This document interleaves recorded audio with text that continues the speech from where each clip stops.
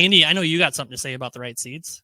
I may get that back, so that can be huge in your electric cost, in your watering, in your soil cost, the amount of time it takes to harvest an extra tray that you don't need.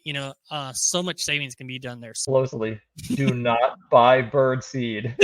There's a reason why. It's not meant for human consumption. I mean, the seeds are in like the worst possible areas. They're covered in disease and pathogens. I mean, you're just taking the chance that you're going to get yourself sick if you eat it yourself, or you're going to get somebody else sick.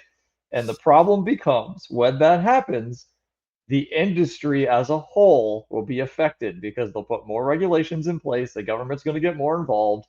You're going to go down the road of what sprouts now are. Let's try and keep this as an unregulated, industry if we can help it. So, if you're using crappy seed, then please don't sell your product. If you're buying, bird seed and you want to eat it for yourself, go for it. It's not going to be good for you, but do not sell your product if you're using junk seed. I mean, if your tray is full of mold, throw it away. Yes. I mean, there's so many things that we can do as a whole to keep, the industry where it is. Let's keep that going.